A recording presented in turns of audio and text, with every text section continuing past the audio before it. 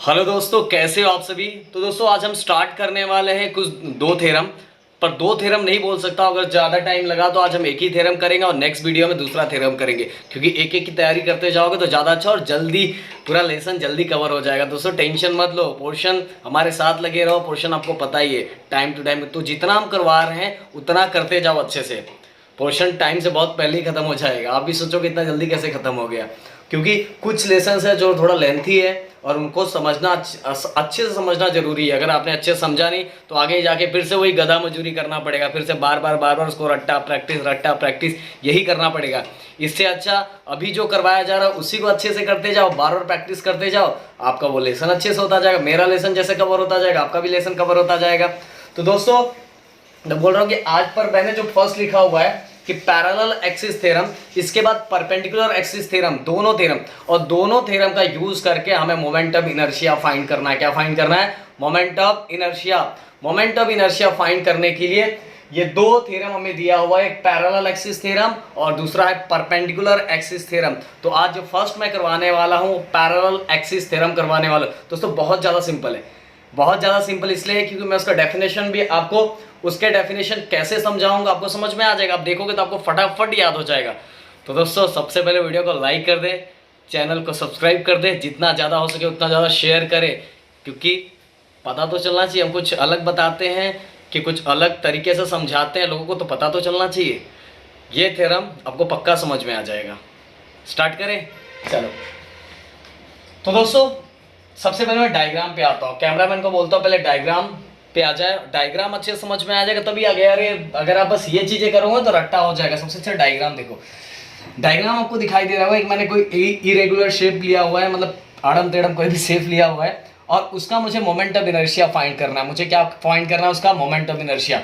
मैंने क्या बोला था आपको कुछ पॉइंट्स याद होगा कि मैंने ये बोला था कि अगर किसी भी बॉडी का अगर मुझे मोमेंट ऑफ इनर्शिया फाइंड करना है तो सबसे पहले एक पॉइंट का फाइंड करो, पॉइंट का फाइंड करके उसको क्या करो, इंटीग्रेट कर दो, तो हमें पूरे बॉडी का मोमेंट ऑफ इनर्शिया मिल जाएगा। तो दोस्तों आज हम पैरेलल एक्सिस थ्योरम का कर रहे हैं, देखेंगे टाइम होगा तो परपेंडिकुलर भी कर देंगे, बट अभी पैरेलल एक्सिस थ्योरम का कर रहे हैं।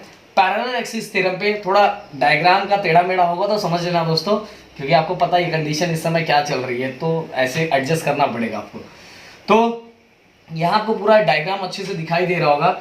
ये हमारा ये पूरा बॉडी है, इस बॉडी का, एक मिनट मार्कर मैं रेड ले लेता हूँ तो मैच नहीं करेगा।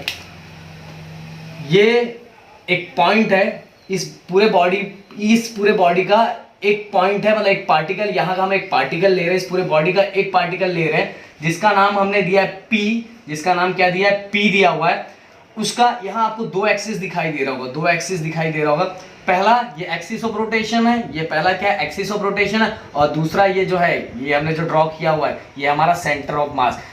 पहला जो एक्सिस हमारा ड्रॉ हुआ है वो हमारे एक्सिस ऑफ रोटेशन पे से गया हुआ है, और जो दूसरा एक्सिस हमने ड्रॉ किया है वो कहां से गया? Centre of mass. Centre of मास दोस्तों मैं बता चुका हूं, सेंटर ऑफ मास कहां होता है? जो जहां हमारे पूरे बॉडी का मास क्या होता है? कंजर्व होता है, सिचुएटेड होता है, वही पूरा मास इकट्ठा होता है, उसी को हम क्या बोलते हैं? Centre of mass. क्या बोलते हैं? सेंटर ऑफ मास। और ये इस वाले पॉइंट पे से क्या गया? हमारा एक्सिस ऑफ रोटेशन, जिसपे ये इरेगुलर शेप क्या हो रहा है? रोटेट हो रहा है। ओके, अब हमने दो एक्सिस बना लिया, चलो मैं यहाँ आपको बना के बता देता हूँ।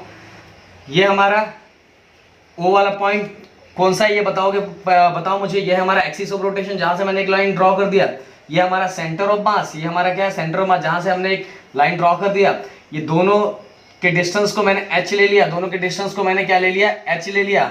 ओके, अब ये वो पार्टिकल है, ये पूरे बॉडी का एक पार्टिकल है जिसको मैंने यहां से जोड़ दिया और इसको भी जोड़ दिया। ओके, फिर यहां से OC से मैंने एक लाइन को और एक्सटेंड कर दिया और इसको भी इसके ऊपर परपेंडिकुलर ड्रॉ कर दिया, जिसके कारण ये क्या होगा? राइट एंगल हो गया।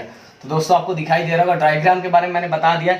इतना ज्यादा कुछ नहीं है, बस समझने लायक चीज इसके अंदर यही है कि ये हमारा एक्सिस ऑफ रोटेशन है, ये हमारे एक्सिस ऑफ रोटेशन से एक्सिस गया हुआ है, और ये हमारे सेंटर ऑफ मास से गया हुआ है। ओके, ये दोनों के बीच का डिस्टेंस है हमारा, हमने जो लिया हुआ है h लिया हुआ है। फिर यहाँ से हमने एक लाइन ड्रॉ कर दिया है, और ये लाइन यहाँ से हमने क्या किया? ड्रॉ कर दिया है। तो हमारा एक ट्राइंगल है, और इसको थोड़ा C को थोड़ा OC को थोड़ा एक्सटेंड कर दिया अप टू M तक, और इसके ऊपर हमने परपेंडिकुलर ड्रॉ कर दिया। ओके, तो दोस्तों ये आपको डायग्राम के बारे में पता चल गया है। डायग्राम से ज़्यादा मजा। अब ये डीएम दिखाई दे रहा है, डीएम मैंने इसलिए लिखा क्योंकि मुझे एक छोटे पार्टिकल का फाइंड करना है और इस छोटे पार्टिकल को मैं एक्सटेंड कर दूंगा तो हमारा, मतलब एक्सटेंड बोल रहा हूँ मैं, इंटीग्रेट कर दूंगा तो मुझे क्या मिल जाएगा, पूरा ये पूरे बॉडी का मुझे मोमेंट ऑफ इनर्शिया। तो आ जाओ कैमरामैन फटाफट, बच्चों को अब हम थ्योरम बताते हैं। कैमरामैन थोड़ा पीछे चले जाओ।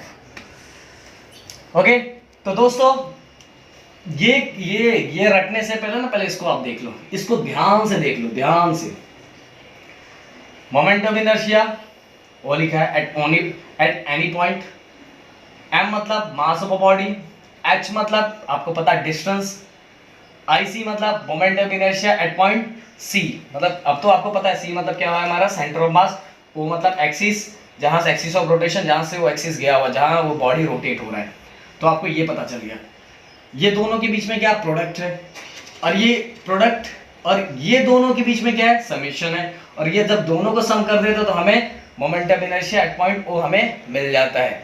तो दोस्तों अब ध्यान दो, एक बार इसको पढ़ता हूं मैं। Moment of rigid body at any point O, moment of rigid body at any point O is equal to the sum of moment of inertia at point C and product of mass of a body and square of distance between two parallel axes। Okay, नहीं समझ में समझाता हूं। अब इधर ध्यान दो, इधर moment of rigid body, rigid body मतलब आपको पता है, moment of rigid body at any point O is equal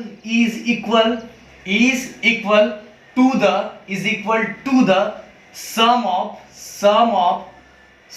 पहले आपको इसको पढ़ना है या इसको पढ़ना, आपकी मर्जी, आपका चॉइस, जो भी कर सकते हैं। सम ऑफ, पहला क्या है, moment of inertia at point C and product of mass of a body and square distance between two parallel axis. तो दोस्तों डेफिनेशन भी समझा रहा हूं, समझ में आ रहा है कि नहीं?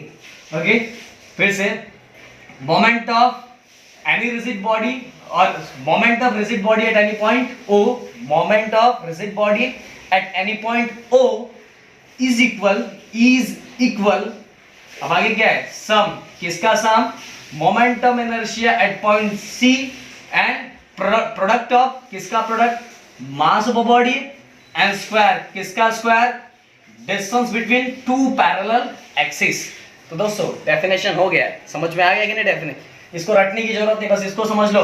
Moment of rigid body at any point O is equal के बाद क्या करना है हमें, सम किसका करना है, moment of inertia at point C and it is a product of mass of body and square of distance between two parallel axis. हो गया कि नहीं? दोस्तों रटना नहीं है, इसको देखना है और समझना है दिमाग से। हाँ, ये रटते रहोगे तो जिंदगी रटने में ही चली जाएगी। इसको देखो और यहाँ से कंपैरिजन करो, अपने आप चीज़ों को समझ में आ जाएगा। आ जाए, जोश के साथ पढ़ो यार, ऐसा नहीं है, ऐसे मज़ा नहीं आता। चलो अब आगे बढ़ते हैं।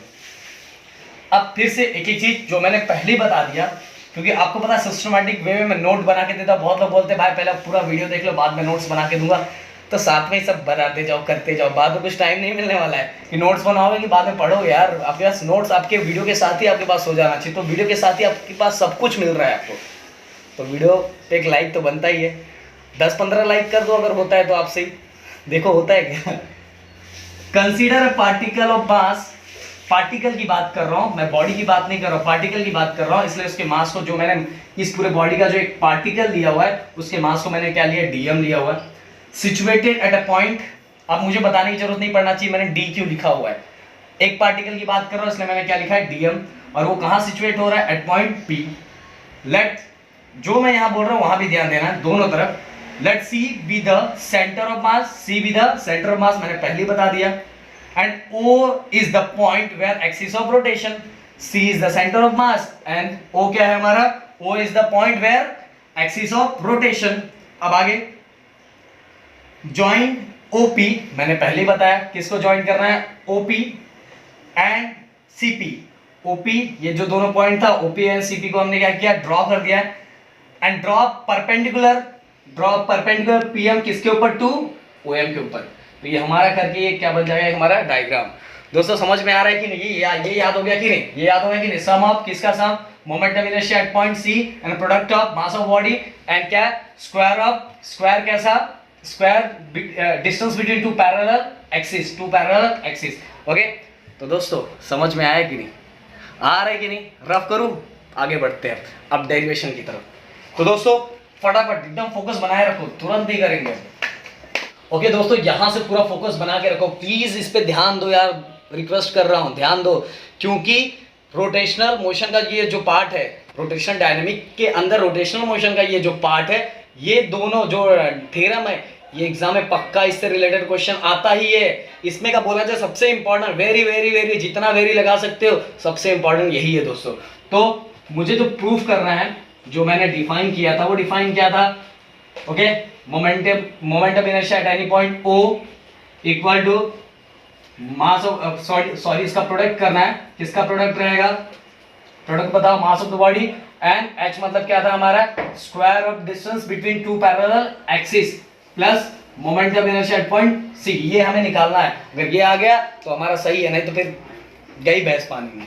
ओके, तो फर्स्ट सबसे पहले एक एक करके फाइंड करेंगे। पहले मोमेंट ऑफ इनर्शिया इधर का, यहां से मोमेंट ऑफ इनर्शिया क्या है जो इस पे एक्ट हो रहा है, फिर यहां से फाइंड करेंगे जो इस पे एक्ट हो रहा है, फिर इसके बाद आगे देखते हैं क्या करते हैं। अगर अभी बता दूंगा तो सब दिमाग घूमना चालू हो जाएगा। Moment of inertia at point O, moment of inertia at point A। Moment of inertia आपको पता है, मास इनटू हमें क्या लगता है? डिस्टेंस लगता है ना, mass into square of distance लगता है, तो हम वैसे ही फाइंड करेंगे। Moment of inertia at point O, moment of inertia at point O, तो मोमेंट ऑफ इनर्शिया ये इसका फाइंड करना है, इसलिए मैंने ऐसे लिख दिया।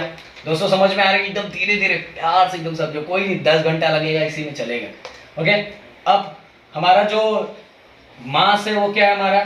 चलो पहले मैं m लिख लेता हूँ, पहले m लिख लेता हूँ, m इंटू और हमारा जो डिस्टेंस है, डिस्टेंस इसका फाइंड कर रहे थे, यहां से तक का डिस्टेंस क्या है हमारा? OP square. क्या है हमारा? OP square. क्या है हमारा? OP square. ओके, अब हम इस पे डेरिवेटिव अप्लाई कर देंगे पहले, क्योंकि मुझे एक छोटे पार्टिकल का फाइंड करना है, तो d यहां भी लिख देंगे हम। ओके, ये तो डिस्टेंस है, ये तो ऐसे ही रहेगा। ओके दोस्तों, अब ये हो गया। अब मुझे क्या करना है? एक छोटे पार्टिकल का यूज करके पूरा फाइंड करना है ना, तो मुझे क्या करना पड़ेगा? इसको इंटीग्रेट। क्या करना पड़ेगा? इंटीग्रेट। तो अब मैं इसको इंटीग्रेट कर देता हूं। ओके, इंटीग्रेट कर दिया मैंने। चलो मैं इसको आगे लिख देता हूं। Okay, integrate. अब इंटीग्रेशन, अगर मैं इसका इंटीग्रेशन करूंगा, ध्यान देना ये चीज, बहुत लोग डायरेक्टली लिख देते हैं, डायरेक्ट इसको लिख देते हैं, पर मैं आपको पूरा बता रहा हूं। इंटीग्रेशन जैसे ही मैंने इसको किया, ये पहले एक पार्टिकल का था, पूरे का फाइंड हो जाएगा, तो इंटीग्रेशन हट जाएगा, यहाँ ओनली ये आ जाएगा। मतलब अब किसका फाइंड कर रही है आपको समझना पड़ेगा। पहले हम एक पार्टिकल का फाइंड कर रहे थे, जैसे इंटीग्रेशन लग गया, अब हमें किसका निकालना है? पूरे बॉडी का निकालना है। तो इक्वल, इसको हम ऐसे ही रखते हैं दोस्तों, इसको ऐसे ही रखते हैं। क्यों ऐसे ही रखते हैं वो आगे समझ में आ जाएगा। ओके, तो हमें moment of inertia at point O मिल गया पूरे बॉडी का, इसका यूज करके हम पूरे बॉडी का फाइंड करेंगे। अब next point, moment of inertia at point बताओ कमेंट्स में लिखो, at point C। Same to same, I of C, mass क्या है हमारा? पहले हम m लिख लेते हैं, और डिस्टेंस क्या है हमारा? CP square. डिस्टेंस क्या है यहां से यहां तक का? CP square. अब हम क्या करेंगे? दोनों साइड d लगा देते हैं।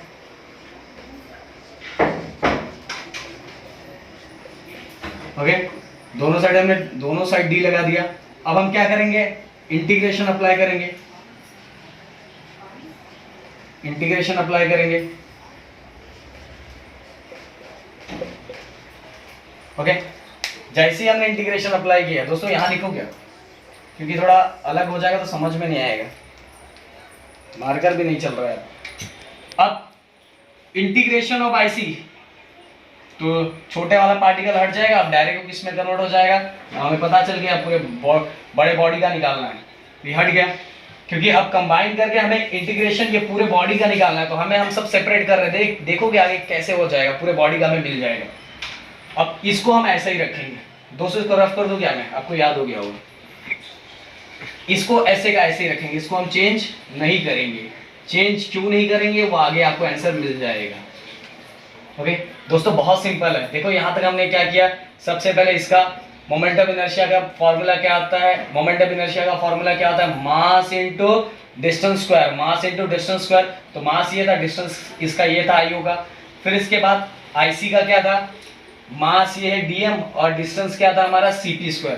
तो डीएम और सीपी स्क्वायर। डायरेक्ट अगर आप ये भी लिखोगे तो भी चलेगा, बट मैं आपको यहाँ बता रहा हूँ कि हमें डी लगाए हैं तो ही हम इंटीग्रेशन लगा सकते हैं, इसलिए मैंने ऐसे लगा के आपको बताया हुआ है। बहुत सारी बुक में डायरेक्ट लिखा होगा, पर मैंने सिस्टमेटिक पहले ये लिखा, फिर इसका दोनों साइड डी अप्लाई किया, फिर दोनों साइड इंटीग्रेशन अप्लाई किया, फिर इसको मैंने कन्वर्ट कर दिया। जैसे मैंने इंटीग्रेशन हटाया, इंटीग्रेशन हटाने के बाद इसका मतलब हो गया पूरे बॉडी का, पर अभी तक इसका इंटीग्रेशन मैंने हटाया नहीं। तो ये हो गया हमारा इक्वेशन नंबर 2। Equation number 2। दोस्तों अब यहां से थोड़ा फोकस लगाना। In triangle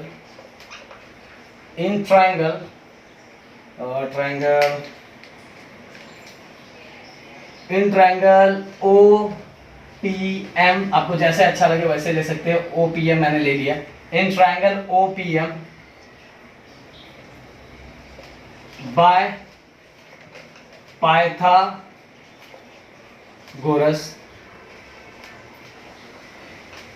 theorem.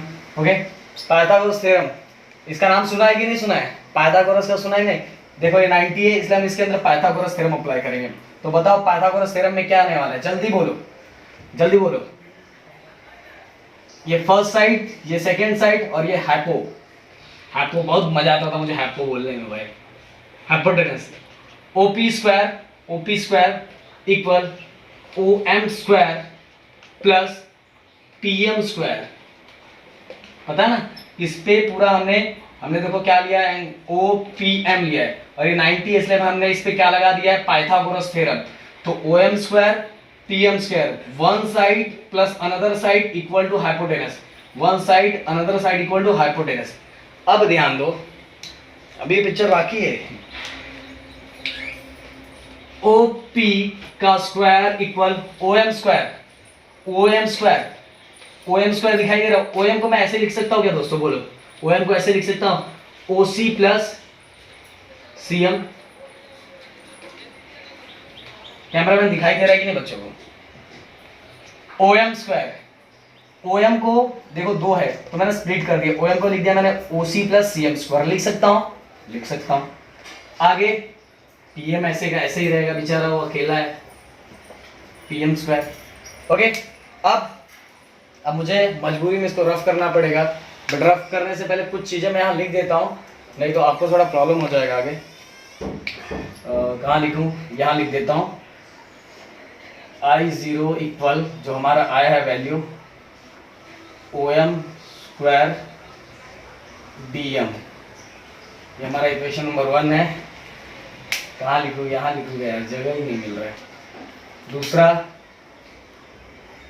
आईओ हो गया, फिर इसके बाद आईसी। देखो कंजूसी जगह जगह चलाना पड़ रहा है। CP square into DM. Okay, ये हमारा इक्वेशन नंबर 2 हो गया। दोस्तों मैंने आपको इसलिए लिखा है क्योंकि मुझे रफ करना पड़ेगा, आपको पता है जगह नहीं है, तो मैंने वैल्यू पूरा लिख के रखा है कि आप बाद में कंफ्यूज ना हो जाओ। आईओ ओपी लिखना है मैंने, ओपी स्क्वायर डीएम, और दूसरा क्या लिखा हमने, सीपी स्क्वायर डीएम। ओके, जगह नहीं है इसलिए थोड़ा इधर उधर हो जा रहा है।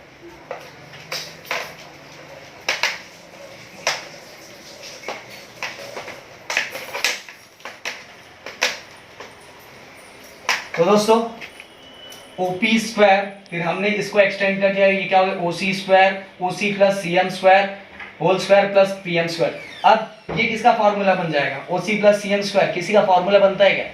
किसी का फॉर्मूला बनता है क्या? बनता है ना भाई, ए प्लस बी का whole square, a square plus 2ab plus b square. तो फिर से जितना मैथ तुमने सीखा होगा ना भाई, यहाँ सब लगने वाले हैं। मार्कर ने जवाब दे दिया लॉकडाउन में। OP स्क्वायर, तो अब इसको एक्सटेंड करेंगे हम, OC square A plus B का होल स्क्वायर, तो OC square plus 2OC CM, मेरे को से फॉर्मूला लिखने की जरूरत नहीं, भाई बड़े हो गए हो इतना।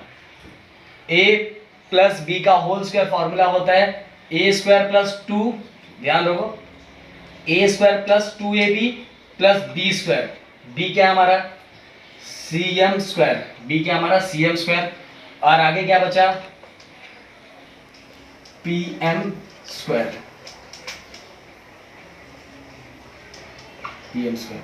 दोस्तों समझ में आया कि नहीं? देखो मैंने इसको एक्सपांड किया, कैसे एक्सपांड किया, OC square plus 2AB plus B square और आगे वाला PM स्क्वायर। ओके, समझ में आया कि नहीं? पहले मैंने एक एक का, पहले इसका फाइंड किया, इसका फाइंड किया, फिर हमने पाइथागोरस थ्योरम अप्लाई किया, पाइथागोरस थ्योरम करने के बाद ये पर हमें दिखाई दिया जो चीजें दिख रही है उसी को यूज करना है, एक्सपांड करना है। OM स्क्वायर, तो OM की जगह मैं स्प्लिट कर, OM की जगह मैं इसको पुट कर सकता हूं OC प्लस CM। अब OC प्लस CM किया तो फिर से उसका जो फॉर्मूला था हमें पता चला ये भी फॉर्मूला बन सकता है, तो मैं उस फॉर्मूले को मैंने एक्सपांड कर दिया। अब अगर आप देखोगे ध्यान से दोस्तों, तो अब एक चीज और आपको दिखाई देने वाली है। चलो इसको दे दो आप, इक्वेशन नंबर कितना था हमारा, सेकंड था, थर्ड दे दो, इक्वेशन नंबर थर्ड, और हमारा जो भी चल रहा था third fourth, third, in triangle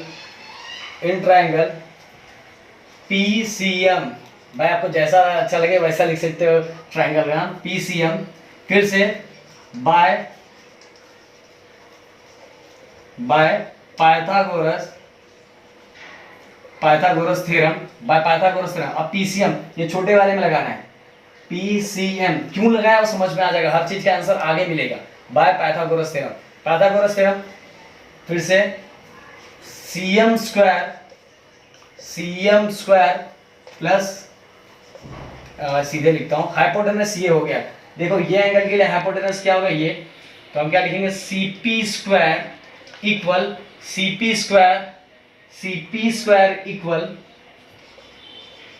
PM square plus CM square. नाम आगे पीछे रहेगा तो चलेगा, कोई MP लिखे, कोई MP लिख सकता है, कोई MC लिख सकता है, जो जिसको अच्छा लगे वो अच्छा लिख सकता है। तो CP square equal to PM square, मैंने इस पे हाइपोटेनस लगाया, one side plus another side equal to hypo का स्क्वायर, हाइपोटेनस। ओके, अब ध्यान दो दोस्तों, प्यार से ध्यान देना, PM स्क्वायर कहीं दिखाई दे रहा है, CM स्क्वायर कहीं दिखाई दे रहा है, तो बताओ क्या करेंगे, बोलो फटाफट। PM square plus CM square, इसके जगह मैं ये रख सकता हूँ कि नहीं, रख सकता हूँ कि नहीं, बोलोगे तो ही रखूंगा, रख सकते हो कि मैं रखूं कि आप रख सकते हो, चलो गुड। तो ये हो गया हमारा इक्वेशन 4। ओके, अब मतलब PM square plus CM square को रिप्लेस करके मैं वहां क्या लिख सकता हूँ, CP स्क्वायर, तो लिखूंगा पुट फोर्थ इक्वेशन इन, ऐसे मत लिखो, put fourth in third, directly put fourth in third, fourth को किसमें पुट करना है, थर्ड के अंदर। अब थर्ड को फिर से मुझे लिखना पड़ेगा, OP square OC square plus 2OC, अब इसको रफ कर देता हूं, कोई काम नहीं है, आपको समझ में आ गया होगा।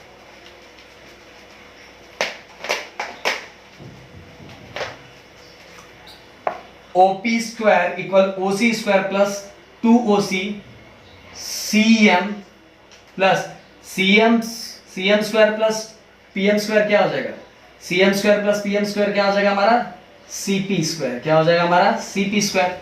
ओके, क्योंकि हमने इसमें भी पाइथागोरस थ्योरम लगा और हमारा क्या आ गया, CP स्क्वायर। आ गया कि नहीं, आ गया कि नहीं? अब यार अब ध्यान रखो,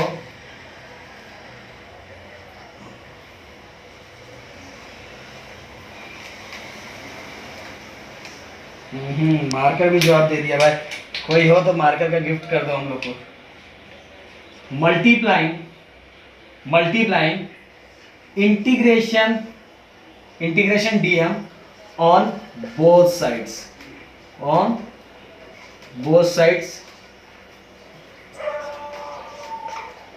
multiply integration dm on both side in equation, ठीक, equation multiplying integration dm on both sides in equation 5। अब इंटीग्रेशन dm दोनों साइड क्या करना है, मल्टीप्लाई करना है, दोनों साइड क्या करना है, मल्टीप्लाई करना है। तो हम दोनों साइड मल्टीप्लाई कर देते हैं, मल्टीप्लाई करो, चलो इस साइड भी और इस साइड भी, तो ये मल्टीप्लाई और सब पे होगा क्योंकि बीच में प्लस है। तो करता हूं मैं, ध्यान देना एकदम ध्यान से, इंटीग्रेशन OP स्क्वायर, अब ये हटा देता हूं मैं, OP स्क्वायर dm, देखो इंटीग्रेशन dm मैं दोनों साइड मल्टीप्लाई कर रहा हूं, equal integration OC square dm multiply हो गया, क्योंकि यहां मल्टीप्लाई करूंगा तो ब्रैकेट ओपन करूंगा तो सब में अंदर अंदर हो जाएगा, समझ में आया ना। इधर मल्टीप्लाई करूंगा मतलब मल्टीप्लाई ओपन करूंगा तो सबके साथ हो जाएगा। तो अब ये कंफ्यूज मत होना, सर आपने मल्टीप्लाई मतलब ये सबके साथ हो जाएगा। तो अब प्लस इसके साथ भी इंटीग्रेशन अभी दिमाग मत लगाना सर, ये कांस्टेंट है, ये रुको ना भाई, OC CM और DM। तो इसमें भी हमने दोनों साइड करना है ना, मैं दोनों साइड जितना भी उसमें मल्टीप्लाई करना है, मल्टीप्लाई DM इसके अंदर भी कर दिया, दूसरे पार्ट में भी। अब रहा लास्ट वाला पार्ट, उसमें भी integration CP square into DM हो गया कि नहीं। ओके, तो अभी तक हमने क्या देखा, क्योंकि अभी मुझे रफ करना है। अभी तक सबसे पहले देखो इंटीग्रेशन कहाँ फाइंड करना है, O पे, इंटीग्रेशन C पे आपको पता है M into OP square M into CP square. फिर इसके बाद पाइथागोरस थ्योरम, पहले हमने पूरे एंगल का निकाला, एकदम सिंपल है भाई, पाइथागोरस थ्योरम पूरे सॉरी एंगल बोल रहा हूँ, पूरे ट्राइंगल का निकाला। पाइथागोरस थ्योरम किसका निकाला, पूरे ट्राइंगल का निकाला। देन फिर इसके बाद जैसे वो आ गया तो हमें इसके अंदर एक टर्म मिला, तो उसको हमने कैसे रिप्लेस किया, फिर पाइथागोरस थ्योरम इस छोटे वाले एंगल में लगा। छोटे वाले एंगल में जैसे ही हमने लगाया तो वो थोड़ा CM square plus PM square को रिप्लेस होके वहां क्या आ गया, वहां CM square plus PM square को रिप्लेस करके वहां क्या आ गया, CP स्क्वायर। क्या आ गया हमारा, CP स्क्वायर। फिर हमने क्या किया, multiplying integration DM on both the side, दोनों साइड हमने इंटीग्रेशन DM को क्या किया, मल्टीप्लाई किया। दोस्तों बहुत छोटा है, प्रैक्टिस करो, समझ में आ जाए। ओके, अब मैं रफ करता हूं जगह की कमी की वजह से दोस्तों।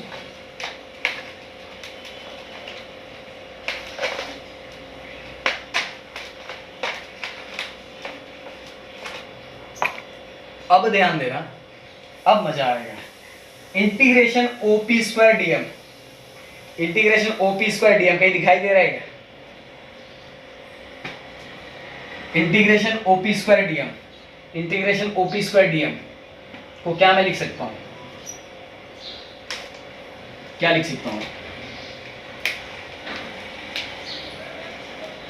मार्कर कम हो गया इसलिए कलर वाला कहानी खत्म हो गया। इंटीग्रेशन OP स्क्वायर DM, देखो इंटीग्रेशन OP स्क्वायर DM को रिप्लेस करके मैं क्या लिख सकता हूं, moment of inertia at any point O। अब आगे ध्यान दो, integration control integration OC square DM, पहले मैं इसको लिख दूंगी डायरेक्ट, OC देखो कहां है, OC की वैल्यू क्या है, ये क्या है, OC की जगह पे मैं क्या लिख सकता हूँ, फटाफट बताओ, OC की जगह पे मैं क्या लिख सकता हूँ, H, आवाज आ रहा है, H स्क्वायर, और ये हमारा क्या आ गया वाला DM प्लस। अब ध्यान दो, चलो जो चीजें होती जा रही है, चलो पहले मैं लिख देता हूँ फिर बाद में करूंगा। 2 OC क्या है, OC क्या है, H और CM, तो अभी ऐसे रखो CM और आगे हमारा DM plus CP square into DM, क्या है, देखो यहाँ गंदा सा लिखा हूं कि जगह नहीं है, CP स्क्वायर इंटू DM क्या है हमारा, IC, moment of inertia at point C, ये लिख दिया।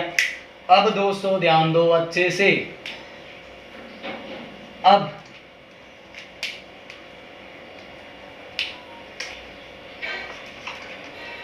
ये तो कांस्टेंट है ना, ये तो कांस्टेंट है, तो ये बाहर आ जाएगा, इंटीग्रेशन ऑफ डीएम छोटे पार्टिकल का है, integration of DM, integration of DM छोटे पार्टिकल, जैसे इंटीग्रेट किया वो क्या हो जाएगा, जैसे इंटीग्रेशन हमने निकाला तो किसका हो जाएगा, बड़े पार्टिकल का हो जाएगा, किसका हो जाएगा, बड़े पार्टिकल का, ये हो गया।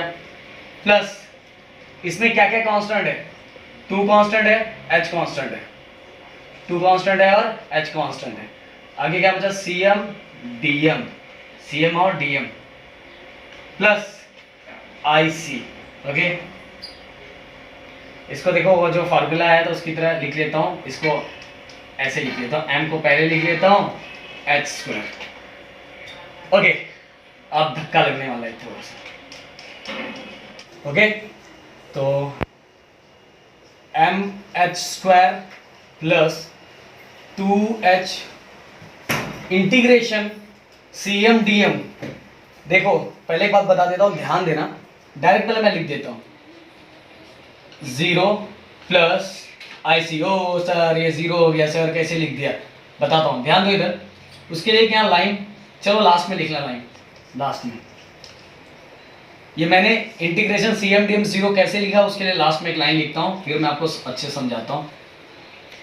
ओके, 2h, फिर ये भी क्या हो जाएगा पूरा 0 और ये क्या बचेगा IC, और ये लास्ट में mh² प्लस IC। यही था ना हमारा, यही हमारा था ना moment of inertia. Moment of inertia जो पैरेलल एक्सिस थ्योरम से हमें फाइंड करना था, यही फॉर्मूला था, तो हमने प्रूव कर दिया। अब रहा क्वेश्चन कि इंटीग्रेशन cm dm की जगह मैंने 0 कैसे पुट किया, क्यों 0 पुट किया, तो इंटीग्रेशन cm dm आप देखोगे, इंटीग्रेशन cm dm मतलब ध्यान दो इधर, हम किसकी बात कर रहे हैं, सेंटर ऑफ मास की बात कर रहे हैं, किसकी बात कर रहे हैं, सेंटर ऑफ मास। c ये हमारा cm मतलब ये वाला, ये इसके बीच का डिस्टेंस, तो डिस्टेंस कहां से स्टार्ट हो रहा है हमारा, सेंटर ऑफ मास से। कहां से स्टार्ट हो रहा है, सेंटर ऑफ मास से। कहां से स्टार्ट हो रहा है, सेंटर ऑफ मास से स्टार्ट हो रहा है। दोस्तों एक बात हमेशा याद रखना, हमेशा क्या याद रखना, लिख के बताता हूं तो समझ में आएगा।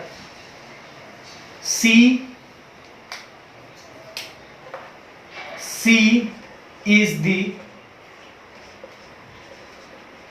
center of mass, C is the center of mass and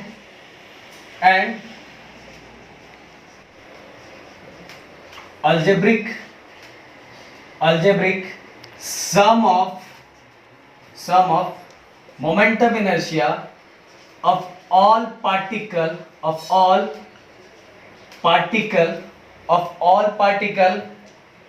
about an center of mass always 0। Integration, इसीलिए integration cm dm equal to क्या आ गया, 0। ओके दोस्तों, मैंने क्या लिखा है, C is the centre of mass, C क्या है हमारा, centre of mass, and algebraic sum of moment of inertia of all particle about an centre of mass always 0, always भी 0। ओके, तो ये बात याद रखना, एक चीज याद रखना कि एकदम फोकस बना के रखना कि ये हम सेंटर ऑफ मास की बात कर रहे हैं, सेंटर ऑफ मास की बात कर रहे हैं, और C ये cm सेंटर ऑफ मास नहीं, cm मतलब ये दोनों के बीच का डिस्टेंस में, C मतलब क्या होता है हमारा, सेंटर ऑफ मास। और सेंटर ऑफ मास में जो भी पार्टिकल जितने भी आजू बाजू पार्टिकल, अगर हम उसका अलजेब्रिक सम करते हैं, अगर उनको हम इकट्ठा करके, आपको पता है, जैसे मैं थोड़ा और बता देता हूँ, ये सब एक्स्ट्रा है भाई, ये सब लिखना है, बस ये आपको लिखना है, ये सब जो मैं बता रहा हूँ वो सब कहीं नहीं जाएगा, आप बस डायरेक्ट कर दोगे cm dm पुट करके 0 पुट कर दोगे, और अगर चाहिए ये लिख दोगे तो और अच्छा है, नहीं तो direct integration cm dm equal to 0 लिख दोगे, आपका प्रूफ। ये मैं एक्स्ट्रा बता रहा हूँ, तो कंफ्यूज मत होना, जिसको यहाँ तक आ गया डायरेक्ट 0 पुट करके आपका पैरेलल एक्सिस थ्योरम खत्म हो गया, आपको ये प्रूफ करने की जरूरत नहीं, और आगे इससे रिलेटेड कुछ नहीं आता। बट मेरे अंदर थोड़ा ज्यादा मस्ती है इसलिए बता रहा हूँ कि ये हमारा सेंटर ऑफ मास है, सेंटर ऑफ मास से ये डिस्टेंस है, सेंटर ऑफ मास से क्या है, डिस्टेंस है। याद रखना, सेंटर ऑफ मास के इधर जो भी पार्टिकल्स है, हम अगर उसका अलजेब्रिक सम निकालते हैं, क्योंकि हमें इंटीग्रेशन डीएम निकालना ना, अगर इंटीग्रेशन डीएम निकालते हैं तो क्या हो जाए, कैपिटल एम, तो सेंटर ऑफ मास के बाजू में जितने भी पार्टिकल्स होते हैं, अगर उनका अलजेब्रिक सम हम निकालते हैं तो आंसर क्या आएगा, 0 आएगा। क्या आएगा आंसर, 0। ये हमेशा याद रखने का कि अगर हम इंटीग्रेशन ऑफ डीएम निकालेंगे तो कैपिटल एम आ जाएगा, और कैपिटल मतलब सबका, तो सबका अगर अलजेब्रिक सम निकालेंगे तो अलजेब्रिक सम पे आंसर क्या आता है, 0। इसीलिए ये वाले डिस्टेंस को हमने क्या ले लिया, जीरो ले लिया। ये वाले डिस्टेंस को क्या ले लिया, जीरो, क्योंकि उसका सबका अल्जेब्रिक सम मतलब समेशन ऑफ एम आई, अगर मैं यहाँ आर ले लेता हूँ, यहाँ मैं क्या ले लेता हूँ, इसका डिस्टेंस आर ले लेता हूँ, m I R i summation of M i, अगर दोनों को डिवाइड करता हूँ तो इक्वल टू क्या आता है, जीरो आता है। दोस्तों ये आपके लिए था, ये लिखना नहीं है कहीं, ये आपको बता रहा हूँ। Summation of M I R I upon summation of M I equal to क्या होता है, जीरो, इक्वल टू क्या होता है, जीरो, क्योंकि algebraic sum of all the particle about and centre of mass equal to क्या होता है, जीरो होता है, इक्वल टू क्या होता है, जीरो। ये आपके लिए था, फिर से बता रहा हूँ। और जिसको इतना टेंशन नहीं पालना है वो डायरेक्ट लिख देगा integration C M D M equal to zero, integration C M D M equal to zero put कर दिया और ये इससे मल्टीप्लाई कर दिया और आंसर हमारा क्या आएगा, जीरो। अगर जिसको ज्यादा अच्छे से समझना है तो ये लिखेगा see the centre of mass and algebraic sum of moment of inertia all the particle about and centre of mass, about and centre of मास वो क्या होता है, जीरो होता है। जो भी उसके आजू बाजू जो भी पार्टिकल्स होंगे उसका अगर हम मोमेंट ऑफ इनर्शिया फाइंड करेंगे, मतलब उनके अल्जेब्रिक सम अगर निकालेंगे, अल्जेब्रिक सम मतलब समेशन ऑफ एम आई, अगर मैं इसको आर लेता हूँ, summation of M I R I upon summation of M i, तो हम अगर उसको डिवाइड करते हैं तो आंसर इक्वल टू क्या होता है, जीरो आता है दोस्तों। बट इतना अगर जिसको फोकस करना है करो, क्योंकि इतना काम नहीं आने वाला, ये यहाँ तक आपके काम का है। ओके, तो स्टार्टिंग टू एंडिंग एक बार और रिवाइज कर देता हूँ। स्टार्टिंग में हमने सबसे पहले मोमेंट ऑफ इनर्शिया ओ का फाइंड किया, मोमेंट ऑफ इनर्शिया आई का फाइंड किया, देन पाइथागोरस थ्योरम अप्लाई किया। पाइथागोरस थ्योरम में कुछ चीज़ों को एक्सपांड हो रहा था, जैसे ओ सी प्लस सी एम, तो फिर इसके बाद मैंने उस पर फॉर्मूला लगाया ए प्लस बी का होल स्क्वायर। मेरे साथ लिखते जाओ, मेरे साथ नीचे कमेंट्स पे लिखते जाओ, याद होगा। ओ सी सी एम का होल स्क्वायर लगाया, फिर वो लगाने के बाद फिर हमने देखा कि यार कुछ चेंज और हो सकता है, तो फिर इसके अंदर हमने पाइथागोरस थ्योरम लगाया। पाइथागोरस थ्योरम इसके अंदर लगाने के बाद फिर इसके बाद हमने किसी टर्म को रिप्लेस किया था। रिप्लेस करने के बाद हमने दोनों साइड क्या लगाया, इंटीग्रेशन डीएम से दोनों साइड मल्टीप्लाई किया। इंटीग्रेशन डीएम से जैसे ही मल्टीप्लाई किया तो हमें पता चल गया, ये वहां लिख देने का फ्रॉम 1 and 2 जहां से पता चला, तो ये हमें पता चला। इसके जगह हम रिप्लेस I0 को कर दिए, इसके जगह IO को कर दिए, इसको रिप्लेस करके हमने IC को रिप्लेस कर दिया। तो दोस्तों एकदम सिंपल है। और लास्ट में इंटीग्रेशन सीएम मैंने बताया, algebraic sum moment of inertia और all the particle about and centre of mass क्या होता है, जीरो होता है, इसलिए मैंने इसकी जगह रिप्लेस करके इसको क्या लगा दिया, जीरो लगा दिया। और हमारा आंसर आ गया mh square plus IC, mh square plus IC। हमारे टाइम दोस्त इसको डायरेक्ट याद ही कर लेते, इसके जगह जीरो पुट कर देते थे, पर मैंने आपको बता दिया कि इसका मतलब ये होता है कि अलजेब्रिक सम जितना moment of inertia centre of मास के आजू बाजू घूमते हैं, अगर उनका हम अलजेब्रिक सम निकालते हैं तो हमारा आंसर क्या आता है, जीरो आता है दोस्तों। तो ये आपका हो गया parallel axis theorem. Parallel axis theorem exam में 3 मार्क्स का आएगा, 4 मार्क्स का आएगा, 3 to 4 मार्क्स का आ सकता है दोस्तों। और बहुत इंपॉर्टेंट क्वेश्चन है ये, जो रोटेशनल मोशन का ये जो पार्ट चल रहा है, इसका सबसे इंपॉर्टेंट टॉपिक यही है, सबसे इंपॉर्टेंट टॉपिक यही है, ये और इसके बाद वाला सबसे इंपॉर्टेंट टॉपिक है। इसको जितने बार आप प्रैक्टिस कर सकते हो, कुछ नहीं है भाई, पहले I0 IC फिर पाइथागोरस, एकदम अच्छा है। बस देखो फिजिक्स साइंस के लिए आपको मेहनत करना ही पड़ेगा दोस्तों, बहुत मेहनत करना पड़ेगा। ऐसे नहीं साइंस कोई हम थोड़ा हंसते खेलते बता रहे, फिर भी आपका फोकस, आप अगर वीडियो में देख रहे हो इधर उधर हो रहे हो तो मज़ा नहीं आएगा। आपको बार बार एकदम फोकस बना के देखना पड़ेगा, एकदम फोकस, बिना मतलब का नीचे कुछ भी लिखने से अच्छा इसका आंसर लिखते रहो, इसको बार बार लिखते रहो, हमें भी पता चलेगा आपको समझ में आ रहा है। ओके, और दूसरी चीज़, क्लास में रहते तो इंटरेक्शन बना रहता है, कंटिन्यू चीज़ है। और यहाँ क्या होता है, आप क्या कर रहे हो, कैसे देख रहे हो, एक बार वीडियो बंद कर दे रहे हो, पीछे कुछ भी कर रहे हो यार, तो सब चीज़ें दिमाग से निकलती जाएगी। ऐसा मत करो, अगर जहाँ डाउट हो रहा है पहले एक बार पूरी सीरीज़ को देख लो, फिर से उठा कर देख लो सर ने यहाँ क्या क्या बोला है, कैसे बार बार बोला है, तो आपको समझ में आएगा। क्योंकि 2-3 लेक्चर में अपना ये लेसन कंप्लीट हो जाएगा। तो अगर मेरा कंप्लीट हो गया तो आपका मेरे साथ कंप्लीट, क्योंकि इसके बाद बस पार्ट 1 के 6 लेसन ही बचेंगे। और स्टार्टिंग के 2-3 लेसन थोड़े बड़े हैं, फिर बाद में सब लेसन फटाफट चले जाएंगे। जैसे आपको पता है 11th पे जैसे थे। बातों पर ट्रस्ट करो और अभी से प्रैक्टिस करते रहो। आज हम बस एक ही करवाएंगे, नेक्स्ट वीडियो में दूसरा करवाएंगे, क्योंकि बहुत ज़्यादा बड़ा हो जाएगा और कंफ्यूज हो जाओगे आप। ओके, तो आज दिन भर कम से कम 4 से 5 बार ये प्रैक्टिस करो और अच्छे से करो दोस्तों। बार बार बता रहा हूँ कि आपका फ्यूचर, आपके पास्ट, आपका फ्यूचर डिसाइड कौन करता है, आपका पास्ट। अगर आप आज अच्छा करोगे तो, अगर आज आप रो रहे हो, इसका रीज़न है कि कल आप बहुत मज़ा किए थे। पर अगर वही काम आगे भी आप करना चाहते हो तो आज भी मज़ा कर लो। पर अगर आगे हंसना चाहते हो तो आज सजा भुगतो। क्योंकि पता है हर फ्यूचर किस पे डिपेंडेंट होता है, आपके पास्ट पे। अगर आपको फ्यूचर अच्छा करना है तो आपको अभी अच्छा ही करना पड़ेगा, नहीं तो आगे जाके ये बोलोगे यार उस समय पढ़ लिया होता ऐसा वैसा। तो दोस्तों प्लीज़ रिक्वेस्ट है, जो भी आपको बताया जा रहा है बार बार प्रैक्टिस करो, डायग्राम की प्रैक्टिस बार बार करो, उसको समझो कि कोई भी चीज़ कोई भी इतना बड़ा टैलेंटेड नहीं होता जिसको एक बार में ही समझ में आ जाए चीज़ें। हम कोशिश तो करते हैं बट डेरिवेशन ये सब बहुत प्रैक्टिस करना पड़ता है, बहुत बार प्रैक्टिस करना पड़ता है, तो जाके दिमाग में एकदम पूरी तरह से फिट हो जाता है। ओके, तो भले आपको समझ में आया होगा फिर भी प्रैक्टिस बार बार करो, ये हम आपसे रिक्वेस्ट कर रहे हैं। अगेन वीडियो को फिर से बोलूँगा, लाइक कर दें, चैनल को सब्सक्राइब कर दें, जितना ज़्यादा हो सके उतना ज़्यादा शेयर करें। Thank you so much.